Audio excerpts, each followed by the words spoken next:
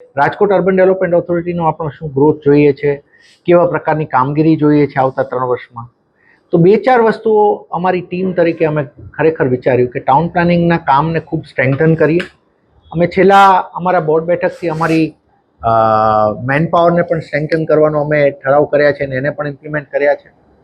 હવે આ 3 વર્ષની અંદર ટાઉન પ્લાનિંગમાં નવી ટાઉન પ્લાનિંગ સ્કીમ્સ લાવી શકીએ. બીજું, ટાઉન પ્લાનિંગની સ્કીમ લાવીએ એને પણ સમય મર્યાદા અમારી સેટ કરીએ કે કાયદાની જે સમય મર્યાદા છે એની બહાર અમારો સમય અમે ના બગાડીએ, એટલે વહેલા જ અમે પ્લાન કરીએ. અને એની માટે આખો આપને જણાવતા બહુ આનંદ થાય કે ગયા બોર્ડમાં અમે ટાઉન પ્લાનિંગ સેલ બનાવ્યો અને એને ઇમ્પ્લિમેન્ટ કર્યો છે અમે. એટલે અમારો ઇન્ટરનલ આખો ટાઉન પ્લાનિંગ સેટઅપ પહેલી વખત આખું અમે ઊભું કર્યું. અમારી ઈચ્છા છે હાઉસિંગની જે સ્કીમ્સ ચાલે તો એ સ્કીમ પણ એવી બને કે જે સંપૂર્ણ આયોજન સાથેની બને અને એક સારું ઇમ્પ્લિમેન્ટેશન એનું પણ અમે કરી શકીએ. અમારો આખું યુનિટ છે પ્રોજેક્ટ ઇમ્પ્લિમેન્ટેશન, એને પણ સ્ટ્રેન્થનિંગ કરીએ. રૂડાને અમે ટેકનોલોજીનો યુઝ પણ અહીંયા વધારીએ, એને પણ અમે વિચારી રહ્યા છીએ કે અમારા આયોજનમાં કઈ રીતે યુઝ કરી શકીએ.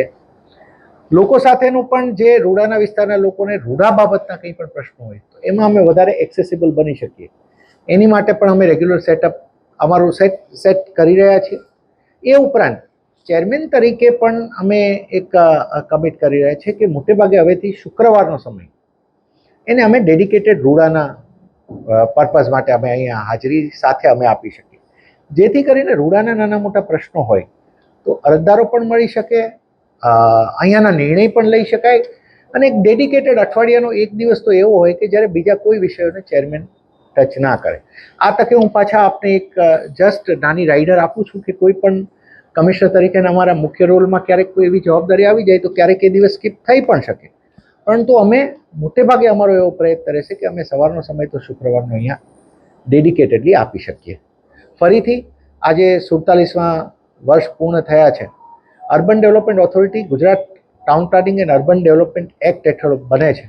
હું આપને તમામને એ વાત કહું કે ગુજરાતનો આ એક્ટ એટલો સુંદર એક્ટ છે કે આ એક્ટ આપણને એટલી બધી ઓથોરિટી આપે છે કામ કરવાની, જેની અંદર આપણે શહેરી વિકાસનું ઘણું સારું એવું આપણે કામ કરી શકીએ. અને જ્યારે ગુજરાતની 50% જેવી વસ્તી હવે શહેરી વિસ્તારમાં આવી રહી છે ત્યારે અર્બન ડેવલપમેન્ટ ઓથોરિટીનું કામ ઘણું મહત્વનું થઈ પડે છે.